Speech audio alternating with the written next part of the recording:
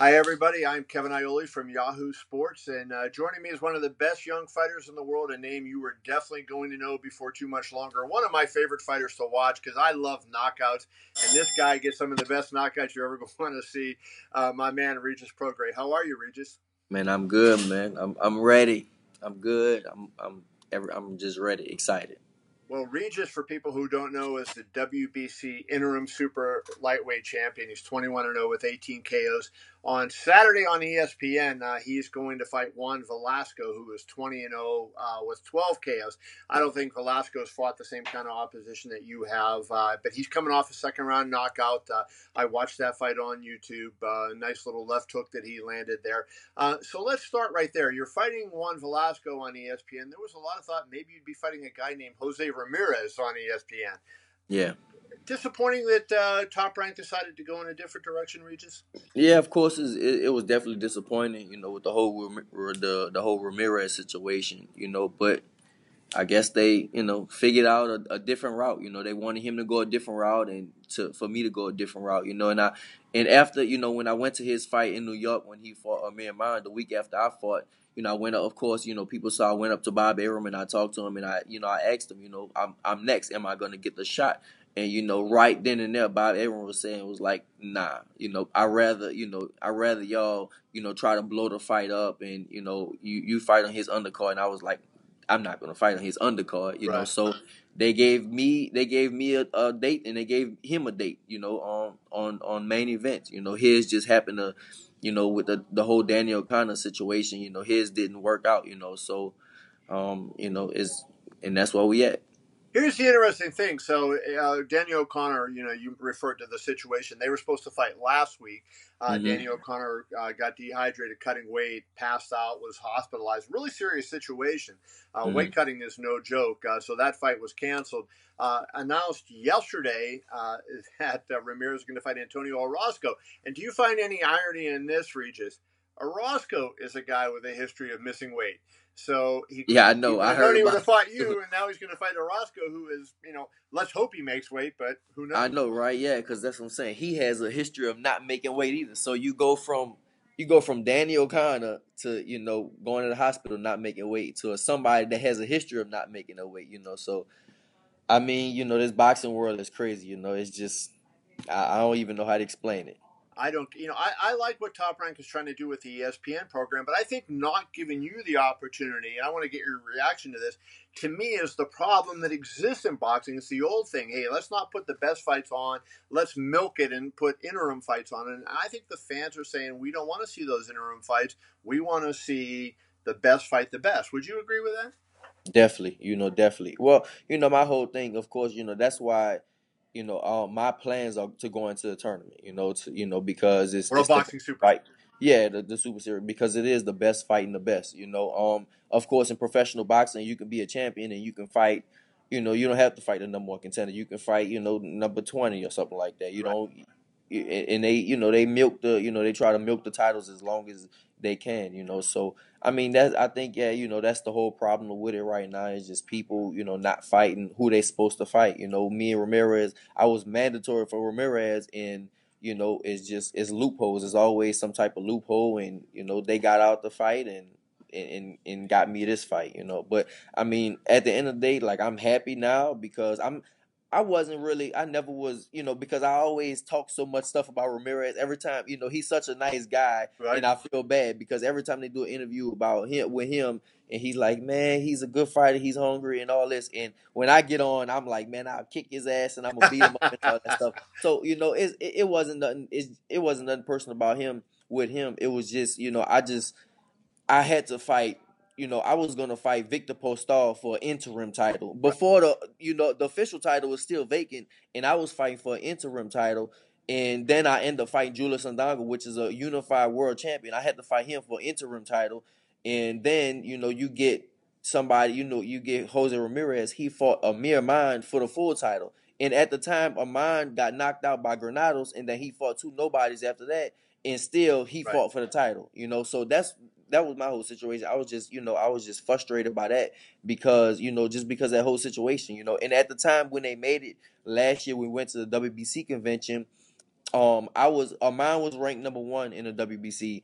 I was ranked number 2. Ramirez was ranked number 3, and Victor Postal was ranked number 4. So they had Amir Mine and Jose Ramirez fight for the full title, and me and Postal fight for the interim title. Yeah. So that's why I was just I was just frustrated by that. It's like I should have the full title right now. That's the whole thing. Jose, one of the great guys in boxing. The thing that I think is sad about this in the end of the day, and we'll get off this after this comment, is the fighters. He wants to fight you. I talked to him last week, and he wants to fight you. And, when I brought up the fact that, you're not fighting Prograis, he right away said, oh, wait a minute, it's not me.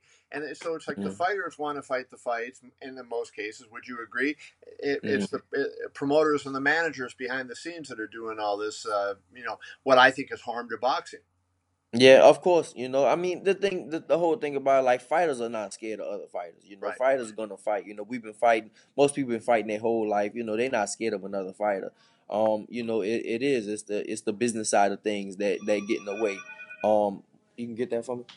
But at the same time, somebody like Bob Arum, they've been doing it for so long. Right. Lou DiBella, Bob Arum, they've been doing it for so long, and they do know how to maximize the dollar. Basically, they know how to stretch the dollar. So it's it's kind of it's a iffy feeling about that, because you got to walk the fine line with it, because all fighters, of course, we do want to fight each other, but sometimes you can let the fights marinate a little bit, But the whole thing with me and Jose Ramirez, I don't think if you would have let that, I don't think if it could have marinated in, I don't know, maybe the fight could marinate in the next year, it could be huge, but I just didn't, I don't see that his name will get too much bigger and my name will get too much bigger, for the fight. But of course, it could, so that's why, we do have the managers, we do have the promoters, but, sometimes it does get in the way of, making the best fights. Let's talk a little bit about Velasco. As I mentioned, he's 20-0 with 12 knockouts. He's coming off a second-round TKO. I watched that fight on YouTube. He looked like a good, solid professional fighter. It did not seem to me to anything special. Records are hard to tell. A lot of the records are built up by who your opponents are. What have you seen from Velasco, and the people who are going to watch you on ESPN on Saturday? What do you think they can expect? Well, honestly, man, I didn't even watch Velasco at all. I don't know nothing about him, and I like to keep it that way. You don't watch nobody, and don't study nobody. Even with my last fights, with Joe Diaz and Ndango, I didn't watch them and I didn't study them. Of course, I saw Ndango when he fought Terrence Crawford, I saw when he knocked out the dude in Russia, Edward Trojanowski, who's in the World Boxing Super Series, by the way. Yeah, he's in there too. Yeah, but as far as everything else, I don't study my opponents. I don't watch them. I don't study them. I just, I like to go in there and go off of my instinct and go off of my rhythm. So I don't watch people at all. I let my coach do that. Do you feel like you're good as the fight's going on at kind of looking, saying, okay, he's vulnerable to this, he's vulnerable to that. As the fight's going on, is that something you're good at? Yeah, that's what I like to do.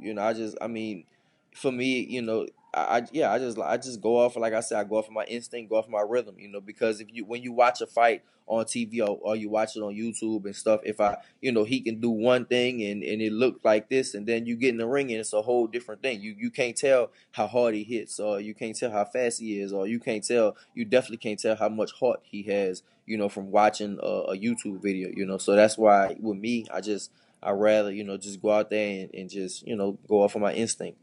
Interesting. Now you're in an interesting spot on this card, because this card was supposed to lead into the pay-per-view that was going to be Manny Pacquiao, and I guess in a way it's a pay-per-view. Pacquiao's going to fight Lucas Matisse in Kuala Lumpur. That's going to be on after your fight. They're going to be fighting on the ESPN app.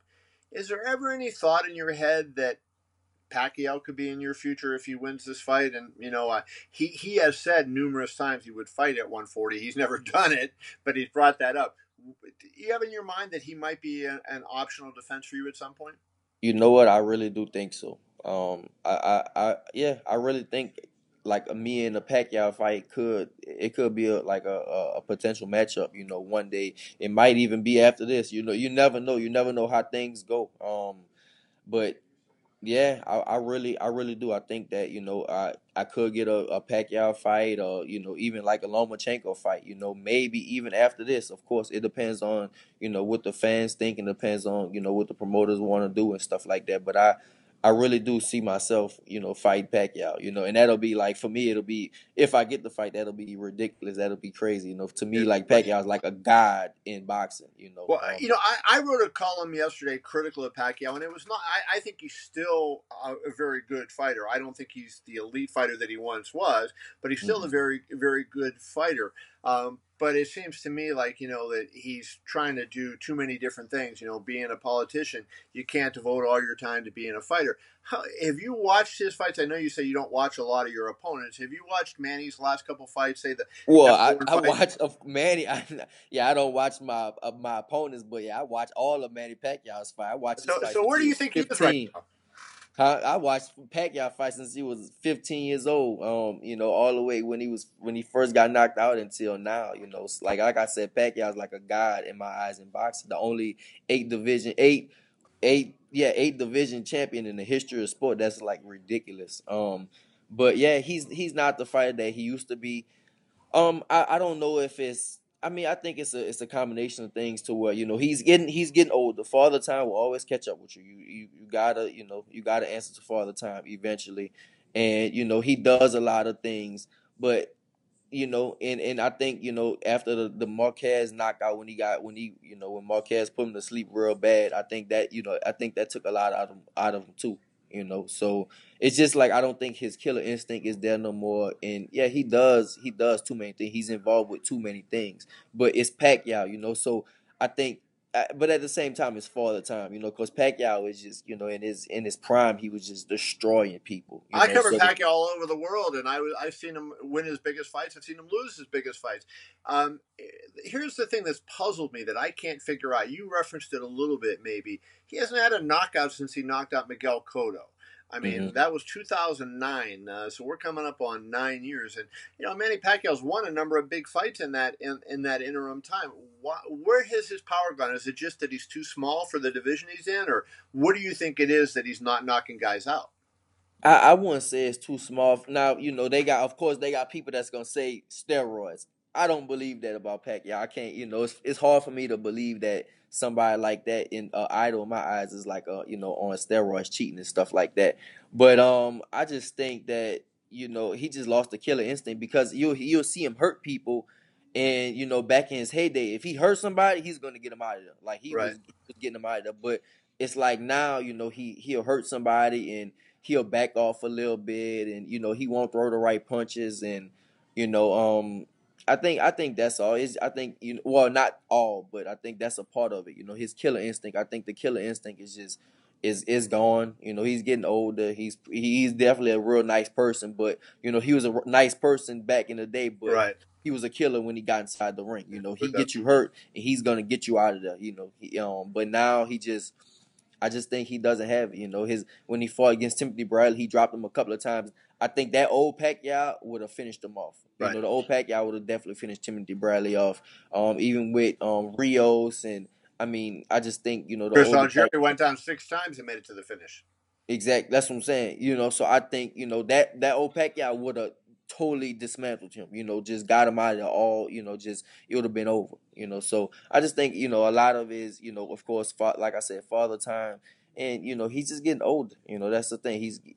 Father time and the killer instinct. The killer instinct is gone. Let's end it on this. You said Pacquiao's an idol of yours. An idol of mine was Muhammad Ali, one of the greatest fighters who ever lived in my mind. Just an iconic figure in the sport of boxing. And people don't know, but you're a big reader. You like to read books and history and stuff like that. I know you recently read Thomas Hauser's very good biography of Muhammad Ali, His Life and Times. What was your take on that book, and anything that you learned from it that you can apply to your career? Well, I didn't read the life and I read another one. It said it was two of them he gave me. It said there will always be boxing, Yeah. and it was another one. It was called the tribute. And it Okay. was of course the tribute to the greatest. I mean, well, the thing about Ali, I probably read more books about Ali than any other fighter. So it wasn't. I mean, it's hard to learn. It's just reiterating things that you already know. It's hard to learn about is some stuff that you already know, because I like I said, I've been reading about Ali for forever. Ali is like, for me, the biggest like god in boxing. We Of share course, that. yeah, that's like of course, like to me in my eyes, it's a few like gods in boxing, but for me, Ali sits on top of the throne as far as like the best champion that ever. I won't say he's the best fighter that ever lived, but for me, like he's the best champion that ever lived. So I mean, I read, like I said, I know so much about him. One thing I probably recently learned, not recently learned, but it was about like the cruelty, like of like the Joe Frazier thing. Like Yeah. when Joe Frazier died, he really didn't like him, and he just taunted him for so long. And you kind of feel, of course, everybody look at Ali like a god, and he's this like super nice person, but he did some things to Joe Frazier that that was kind of bad, He basically. was a human being too. So yeah, he was a great Yeah, guy. yeah, He had his yeah. flaws. He definitely had flaws, but yeah, with the whole like Joe Frazier thing, because I read like about, it was talking about like it was a thing from Larry Holmes, and they all went to Joe Frazier's funeral, and they were saying how everybody feels sorry for Ali, but nobody really felt sorry for Joe Frazier. But when he died, he died broke. He didn't have no money. He was living in a little apartment on top of his gym, Right. and he died completely broken. Of course, Ali was at the funeral and stuff, and people didn't talk about. A lot of people always looked at Ali like he was a guy, but like you said, he was human too. And he did a lot of, he taunted Joe Frazier for a long, he basically, like, Joe, he made people think that like he was like an Uncle Tom and stuff like that because of Ali, So Yep. so that was that was a big thing, and then it trickled down to his kids and all that type of stuff. Joe died the week of when Pacquiao Marquez 4, the violent knockout where Pacquiao got knocked out. Joe died Mm-hmm. that week. I had seen him. That was in November of what year was that? 13, I want to say, or maybe 12. I can't. 13, I think it was. Uh, Mm-hmm. I had seen Joe at a fight in Vegas maybe 2 months before that, and got a chance to embrace him. He was signing autographs and said, "How you doing, Joe?" And he's, "Oh, trying to make it," And it was kind of a sad thing. Give Floyd Mayweather credit because he paid for Joe's funeral and gave him Mm-hmm. a good burial. So give Floyd credit. Let's end this. You mentioned Mount Rushmore before. So who is on your Mount Rushmore of all-time great boxers? Since you're such a boxing historian, who would you put on the Mount Rushmore of boxing? Four, right? Four. If I had four, it got to be Ali, Ray Robinson, um, Henry Armstrong, and it's like a tie between Floyd Mayweather and Joe Louis. Now Give Joe. me I think five. Joe Give Lewis me has got to five. be on there.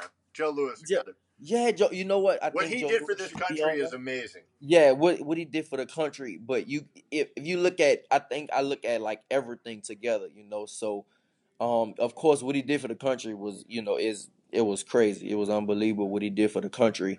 And he defended his, I think, what, 25 times. He was Right. champion for 15 years or something like that, something crazy. But um, but I always think about like who, like in the history, like how would he rank around like among the other great like heavyweight champions? Right. Like, of course, like greatness, he will be up there, but how can he, if you put him in against him, then what could he do against him? Like He was if you rank him, 205 pounds or 210 pounds. He wasn't a big guy.